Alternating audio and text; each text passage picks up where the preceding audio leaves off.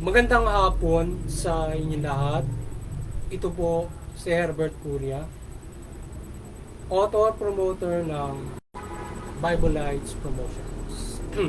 Kakibat ang ating pananalig sa ating banal na Panginoon Diyos, banal na Panginoon Kristo at kabayan ng kalibon na kalibon ng Santa Maria, ay ating po ibinabahagi sa inyo sa linggong ito. Ang mensahe ng ating banal na Panginoon Diyos. Ang tema ng mensahe ng ating banal na Panginoon Diyos ay ang mabuting balita ang magpapalaya sa lahat ng mga tao at bansa. Ngayon ay babasahin ko po sa inyo ang mga mensahe ito mula doon sa bagong tipan ng mabuting balita na paghahari ng ating banal na Panginoon Diyos sa pamamagitan ng banal na Panginoong Hesus Kristo. At ayon po dito sa mga taga-Galatia, Kabanata 5, talatang 1, ito po ang mensahe. Pinalaya tayo ni Kristo upang manatiling malaya. Magpakatatag na kayo at huwag nang paaliping muli. At ipagpatuloy po natin sa mga taga-Kolosas, Kabanata 1, talata 12 hanggang 14. Dito po ang mensahe. At magkasalamat kayo sa Ama, sapagkat may rapat nilang ibilang kayo sa mga hinirang na mapamahala ng kaharian ng kaliwanagan. Iniligtas niya tayo sa kapangyarihan ng kadiliman at inilipat sa kaharian ng kanyang minamahal na anak. Sa pamamagitan ng anak, tayo pinalaya at pinatawad sa ating kasalanan. Yan. At ipagpatuloy po natin sa mga taga-Roma, Kabanata 8, talatang 2, talatang 5 hanggang 6. Ito po ang mensahe. Wala na ako sa ilalim ng batas ng kasalanan at kamatayan, sapagkat pinalaya na ako ng batas ng Espiritu nagbibigay buhay, bunga ng pakipag-isa kay Hesus Kristo. Sapagkat anong mumuhay ayon sa hiling ng naman ay lumumaling sa mga bagay ukol sa naman. Ngunit anong mumuhay sa patnubay ng Espiritu ay nagsisikap ukol sa mga bagay na espiritual. So ang pagmamaling sa mga bagay ukol sa naman ay magbubuli sa kamatayan, ngunit ang pagsisikap sa mga bagay ukol sa Espiritu ay magbubunga ng buhay at kapayapaan. Patuloy po natin sa mga taga-Roma, Kabanata 6, talatang 22 hanggang 23. Ito po ang mensahe. Ngunit ngayong pinalaya na kayo mula sa kasalanan at mga alipin na ng Diyos, anata mo ninyo kabanalan at ang kauwi ay buhay na walang hanggan. Sapat kamatayan ang dulot ng kasalanan, ngunit ang kaloob ng Diyos ay buhay na walang hanggan. Sa pamamagitan ng Kristo Jesus ng ating Panginoon. Ayan. Tuloy po natin sa mga gawa, Kabanata 4, talatang 12. Ito po ang mensahe. Kay Hesus Kristo lamang matatagpuan ng kaligtasan, sapagkat sa silong ng langit ay ang kanyang pangalan lamang ang ibinigay ng Diyos sa ikaliligtas ng tao. Ito po ang mensahe at salita ng Diyos. Maraming salamat sa ating banal. Ngayon, ipaliliwanag ko po sa inyo itong mga mensahe ito mula sa tema na ang mabuting balita ang magpapalaya sa lahat sa mga tao at sa yan. Nais mong ipapati sa atin ng ating banal na Panginoon Diyos na walang ibang makapagpapalaya sa mga tao at sa bawat mga bansa kundi sa pamamagitan ng banal na Panginoon Kristo at ang mabuting balita na kanyang pinahayag mula sa Panginoon Diyos. Tayo ay pinalalaya ng ating banal na Panginoon Diyos. Pinalaya tayo ng ating banal na Panginoon Diyos mula sa kapangyarihan ng demonyo na naging pagkakasala ng ating mga ninuno. At patuloy na naging pagkakasala sa hikayat ng demonyo at paglabag sa alituntunin na ibinigay sa atin ng ating banal na Panginoon Diyos kung paano tayong mamumuhay. So ngayon sa mga paglabag na yan ay nagdulot ng kamatayan sa lahat ng tao. So ngayon tayo ay binigyan ng pagkakataon ng Diyos. Pinalaya tayo sa pamamagitan ng Panginoon sa Kristo at mabuting balita na ating ipinayan.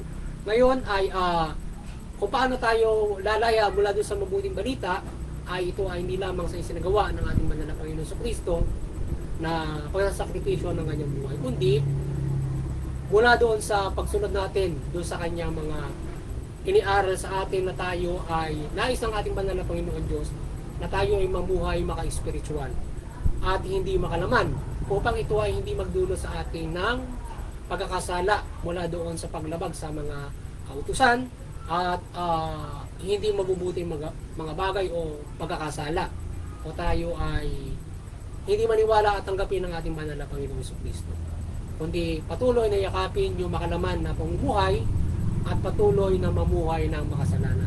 So kaya tayo ay yan ang nais ng ating banal na Panginoon Diyos, na tayo ay mamuhay maka-spiritual upang sa gayon tayo ay patuloy na lumaya at magkaroon tayo ng malaking pag-asa sa kaligtasang espiritual na inilaan ng Diyos para sa atin sa buhay na walang hanggan. Ngayon kung tayo magpapailalim sa ating banal na Panginoon Diyos, buhay na walang hanggan at walang kapagpapala ang ating makakamit pagdating ng takdang panahon.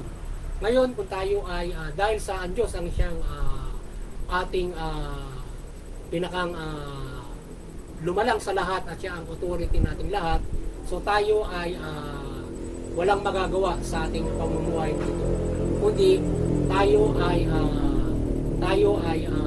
magpailalim sa kanyang pag-aari sa pamamagitan ng pagtatalagaan niya ng gawain ito mula sa kanyang bugtong na anak. At tayo ay mabigyan ng pagkakataon ng pagbabagong buhay at lumaya tayo doon sa ating kasalanan at pagkakamali. At tayo ay mabigyan ng kaparusahan ng kamatayan at mula sa pagkakasalang mula sa impyerno na ating maaaring patunguhan kung tayo ay parurusahan ng ating banal na Panginoon. Kaya tayo ay binigyan na ng pagkakataon na makapagsisi, makapagbago. Kaya ating tayo ay ating tanggapin ang pagpapalang ito ng ating banal na Panginoon Diyos at magpailalim tayo sa kanyang pag-aari. Ngayon kung tayo ay hindi natin matatanggap ang ating banal na Panginoon Diyos, hindi natin siya paniniwalaan sa mga pahayag at inihahayag na ito, at tayo magpapatuloy sa ating makalaman na pamumuhay at makasalanang pamumuhay at kahit pa tayo ay makasunod sa mga kapamanan na yan, ay tayo ay maaari pa rin mabulid sa impyerno sapagkat maaari pa rin tayong lumabag sa iba't ibang mga kalooban ng ating banal na Panginoon Diyos. Hindi lamang sa pagtupad sa kanyang kalooban na tayo makasunod doon sa mga kapamalan para magkaroon tayo ng kapayapaan sa balangkas ng kapayapaan, sa tulong ng balangkas ng kapayapaan, ng kapamalaan. So kaya tayo ay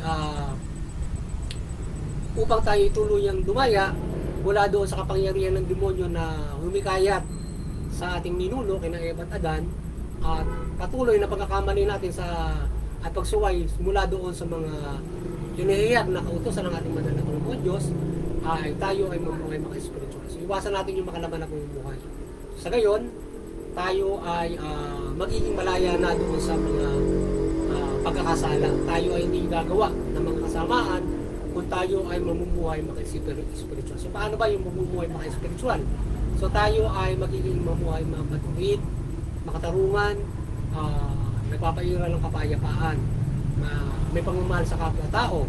Yan, hindi tayo palaaway, mainggitin, hindi tayo hinanakitin, yan, hindi tayo nag-isip ng masama sa kapwa, yan, hindi tayo lumalabag doon sa mga kautusan, yan, mga ganun, o yung kautusan na sinasabi na binalakas din ng ating banal na Panginoon Diyos, yan hindi pa rin natin dapat labagin. O yan ay mabubuting mga gabay sa atin para tayo mamuhay ng mabuti. Kaya tayo mamuhay maka-spiritual at tayo ay lalaya sa mga pag-asa. Kung ganyan tayo mamumuhay lahat, so tayo ay iiral yung magandang pamumuhay.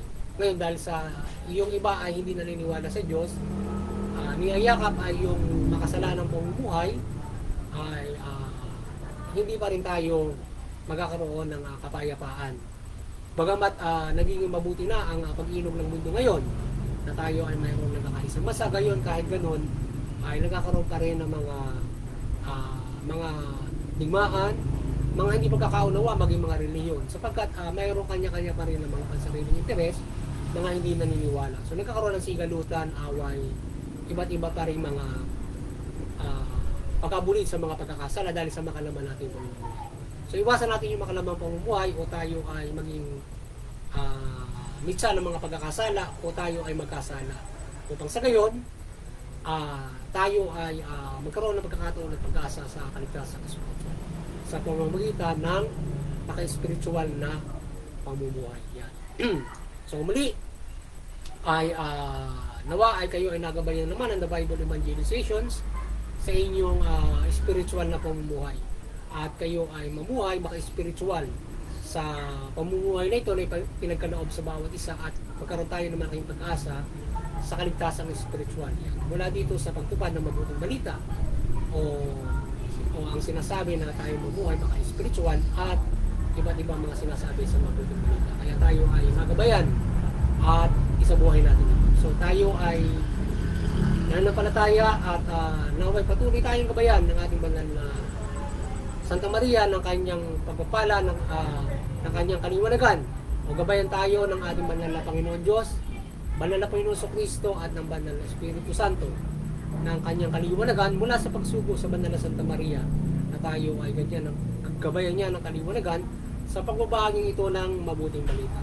At tayo ay tanimain sa pagtalima natin ng mabuting balita. Ngayon man higit sa lahat ay tayo ay makinig sa mabuting balita at isabuhay natin. Sapagkat ito yung makagagabay sa atin upang tayo ay magkaroon ng kaligtasan spiritual at para malaman natin kung paano tayo makapamumuhay ng maka-spiritual at matuwid o mabuti o naayos sa kalooban ng Diyos sa pamumuhay na ito. Ngayon tayo magpasalamat kung tayo ginagabay ng mga pagmimilagro o himala ng Banal Santa Maria at iba't ibang sugo ng ating banal na Panginoon Diyos at mga pagpapala sa atin sa pamumuhay na ito. Kaya tayo ay mamuhay ng ayos sa kalooban ng Diyos at ipagkakaloob niya ang ating lahat ng mga paggabay sa atin sa pamumuhay nito at ating mga pamumuhay. Kaya din, doon sa mga bawat mga reliyon, tayo ay patuloy na gabayan ng Banal na Santa Maria ng kanyang kaliwanagan sa interpetuity at tayo ay mag-unawa ng ating mga reliyon. Na hindi tayo mauwi doon sa mga hidwaan, mga hindi pagkakaunawaan na uuwi sa karahasan. At muli sa CBCP and Vatican Church, kayo ay maliwanagan ng ating Banal na Santa Maria at kayo ay patuloy na pagbuklurin ng sangkatauhan sa pamamagitan ng Panginoon Kristo at mabuting balita. At ngayon din ay sa muting kakayanan ng The Bible Evangelizations ay patuloy itong mapagbuklod ng sangkatauhan sa pamamagitan ng mabuting balita at Panginoon Kristo at sa tulong at gabay ng ating banal na Santa Maria ng kanyang panmilagro, ng kanyang kaliwanagan. At syempre ng ating banal na Panginoon Diyos, Panginoon Kristo at Espiritu Santo. Doon sa mga kapamalaan, kayo ay maliwanagan ni Banal na Santa Maria at kayo ay mamahala ng matuwid, mabuti, makatarungan at magpairal kayo ng iba yung mga kapayapaan mula dito sa bansang Pilipinas at tugunin nyo ang karapatan ng pantao. Yan. At muli doon sa aming parokya sa Infanta Quezon, kung saan tayo nagbabahagi ng salita ng Diyos ay maliwanagan kayo ni Banal na Santa Maria at pagbuklurin nyo patuloy ang mamamayan ng Infanta Quezon sa mabuting balita o sa pananampalataya sa Diyos mula mabuting balita at Panginoon Kristo. At doon sa kapamalaan ng Infanta Quezon, kayo ay patuloy na maliwanagan ni Banal na Santa Maria at mamahala kayo patuloy na matuwid at mabuti. Tugunin nyo yung karapatan ng pantao mula doon sa kapamalaan at doon sa ating enforcement ng Infanta Quezon. Kayo ay magpaira ng peace and order ng sa gabay ng ating banal na Panginoon Diyos, banal na Panginoon Kristo at banal na Santa Maria. So magandang hapon sa inyo lahat.